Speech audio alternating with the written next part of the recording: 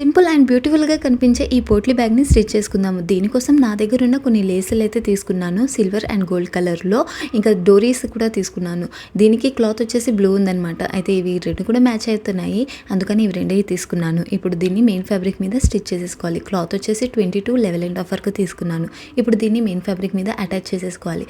Attach చేసిన తర్వాత lining వేసేసుకొని కింద పైన కుట్టు వేసేసుకొని రైట్ సైడ్‌కి టర్న్ చేసి ఒకసారి ఐరన్ చేసుకుంటే లుక్ అనేది బాగుంటుంది అండ్ ఫిట్టింగ్ అయిపోతుంది. ఒక 1 ఇంచ్ గ్యాప్ ఇచ్చేసి మళ్ళీ ఒక లైన్ మార్క్ చేసి ఒక హాఫ్ ఇంచ్ గ్యాప్ ఇచ్చేసి ఒక లైన్ మార్క్ చేయండి. ఈ లైన్ మీద మాత్రమే ఒక్కొక్క కుట్టు వేసేసుకొని మనం డోరీ వేసుకోవడానికి యూజ్ అవుతుందన్నమాట.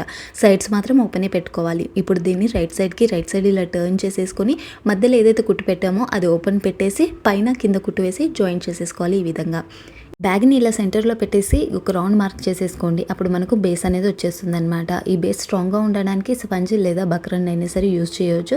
ఇవి 2 వేస్తే కూడా బాగుంటుంది. తర్వాత దీని చుట్టూ కుట్టు వేసేసి ఎక్స్ట్రా క్లాత్ అనేది కటింగ్ చేసేసుకోవాలి. ఇప్పుడు రైట్ సైడ్కి ఈ క్లాత్ పెట్టేసి మనం ఏదైతే రెడీ చేసి పెట్టుకున్నామో బ్యాగ్ అది కూడా రైట్ సైడ్కి ఇలా పెట్టేసి చుట్టూ కుట్టు వేసేసుకోవాలి. ఓపెన్ పెట్టాం కదా, అందులో నుండి డోరీ వేసేసుకోవాలి. అందులో నుండి ఒక డోరీ తీసేసుకోవాలి. ఇప్పుడు రెండింటిని కలిపి ముడి వేసేసేయండి అండ్ హోల్డ్ చేయడానికి ఒక లేస్ని ఇలా యూస్ చేసేయండి.